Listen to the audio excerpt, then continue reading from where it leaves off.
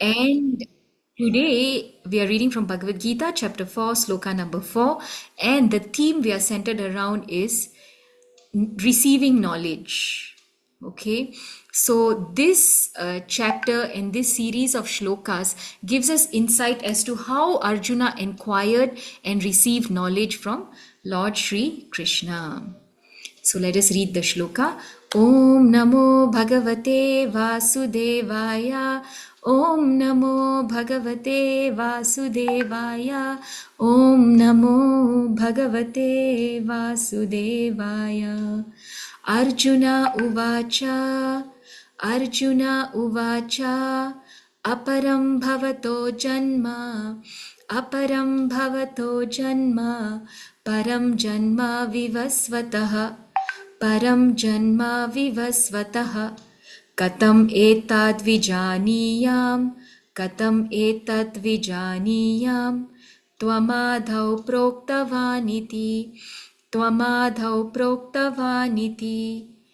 Arjuna said, the sun god Vivasvan is senior by birth to you. How am I to understand that in the beginning you instructed this science to him?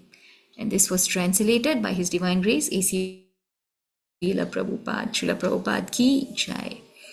Okay. So Arjuna is asking a very potent question here. Potent for who? For all of us. Okay. So why is Arjuna asking this question? Because Krishna has spoken something which has confused Arjuna. Right? What Krishna said is, this science that I'm speaking to you now, I gave it to the sun god a long time back. Right? So, and the sun god gave it to Manu, the father of mankind. And right? To Vivasvan. Vivasvan, the sun god, gave it to Manu, and Manu gave it to his son Ikshvaku. So Arjuna is asking a question. This person is supposed to be my peer, the same age as me. How is he saying that he gave this science of Bhagavad Gita to the sun god millions of years ago? So this is a very okay. Arjuna is a pure devotee of the Lord, right? He knows everything about Krishna. Chapter, we've all gone through those shlokas, right? That Krishna is the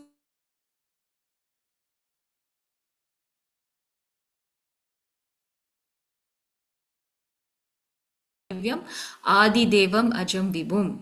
He tells Krishna, you are the oldest person, you are the supreme personality of Godhead, you are the original person, right? You are the most ancient person, you are eternal, right? So if Arjuna knows all of these, then why is he now asking Krishna, how can you give this science of Vivasvan who is senior to you and me by age, right?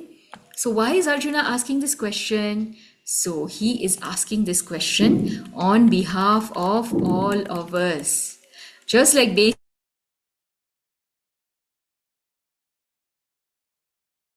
Krishna to authoritatively tell about himself, because that will be the text for all the time to come, right? So he's asking on behalf of us, and he's specifically asking for certain groups of people whom Srila Prabhupada mentions about in the purport. So Arjuna is inquiring mainly for two classes of people. First, those who do not believe in the Supreme Personality of Godhead, because he wants Krishna to describe himself so that they can become convinced. And second, so the first category, those who do not believe in the Lord, basically the atheist category. And second, he wants Krishna to describe it for the demons who do not like the idea that Krishna should be accepted as a Supreme Personality of Godhead. So the atheists and the demons. So he is asking this question to clarify for these two classes of people. All right. So actually, right, even for people like us, we may have faith, okay, that Krishna is the Supreme Personality of Godhead. Krishna is there always. Krishna exists and all that. But it sometimes becomes confusing for us. Okay, when we read the Bhagavad Gita and we hear that Krishna instructed the science of Bhagavad Gita to the sun god millions of years ago. Why? Because we also know that Krishna also appeared as the son of Devaki on this earth. Okay? How Krishna remained the supreme personality of Godhead, the eternal original person, is very difficult for an ordinary person to understand. Okay? Because when he appeared as the son of Devaki, we can say, no, how did he appear so many years ago? We know he appeared just 5,000 years ago in Karagraha, in Mathura, in the jail, right? He took birth. Krishna took birth. Some people say Krishna took birth. He took birth in Mathura, and then he was transferred to Gokul, and then in Gokul he performed many pastimes. Okay, as a child, he used to hold his father's hand, and his father used to help him to walk. So sometimes it's difficult to keep that faith that he is the supreme personality of Godhead, the oldest person, when when he's displaying all these childhood pastimes, right? When an ordinary person sees, okay, this person took birth, he's performed these childhood activities, he's now just learning to walk. It's like, how can he be the supreme personality of Godhead? It becomes a bit difficult to understand. But that's why Arjuna is asking on behalf of all of us. Basically, Arjuna is saying this. I want Krishna to say this authoritatively, that he is the supreme personality of Godhead, right? That he is not an ordinary person. Everyone should know this. So that's why Arjuna asks this question. Arjuna wants to receive knowledge from Krishna, who is the most bona fide person to speak this. Right? Okay. And Krishna is not an ordinary person. Sometimes it may be difficult for us to understand how, he's performing these childhood pastimes. Is he really the supreme personality of Godhead? But if you see, even when Krishna appeared in the jail in Mathura, he first appeared in a four-handed form, wearing a beautiful yellow-colored dhoti, holding Shankha, Chakra, Gada, Padma. He had a golden helmet. His chest was marked with Srivatsa. He had the Kaustuba gem. He had Vaijayanti Mala. He was looking so beautiful. How does a newborn child look? An ordinary newborn child, when he or she appears or takes birth, how does he look? Not like the Supreme Lord. That's the difference, right? Between the Lord and an ordinary child. Okay, the Lord makes his appearance very grandly, beautifully. An ordinary baby will only be crying. Okay. So, but what did the Lord do as soon as he was born? Was he crying? No, he started instructing Vasudeva and Devaki what to do as soon as he is born. So there's a huge difference. We should always understand that even if the Lord takes birth in this world, he appears in this world, he is not an ordinary child. An ordinary child is born due to his past karma. But the Lord appears out of his own sweet will. Okay, so Krishna appears and disappears just like the sun. The sun rises, the sun sets. So Krishna descends from Goloka and he returns to Goloka. Okay, he's the supreme authority. Okay, not only now, but since time immemorial. This is what Srila Prabhupada writes in the purport. Krishna is the supreme authority and he is accepted by the whole world, not only at present, but from time immemorial, and the devotees alone reject him. So let us think twice before rejecting Krishna or questioning his existence. Yeah, the demons alone reject him. The demons alone reject him. It is necessary that everyone, for his own interests, know the signs of Krishna. Therefore, when Krishna himself speaks about himself, it is auspicious for all the worlds. Now, devotees, why is it necessary for Krishna to speak about himself? When we hear about Krishna, we are benefited. Krishna is thinking about our benefit. When we hear about Krishna, Punarjanma na vidyate, he knows, he tells us that when we hear about him, we will benefit, we will understand the transcendental nature of his birth and appearance, and we will never again take birth in this material world. So only for our benefit is Krishna speaking the Bhagavad Gita, so that we understand and we can follow his instructions and we become benefited. Okay, so Srila Prabhupada further writes, the devotees will always worship such authoritative statements of Krishna because they are always eager to know more and more about him. Okay, so the devotees want Krishna to speak so that they can hear more about him.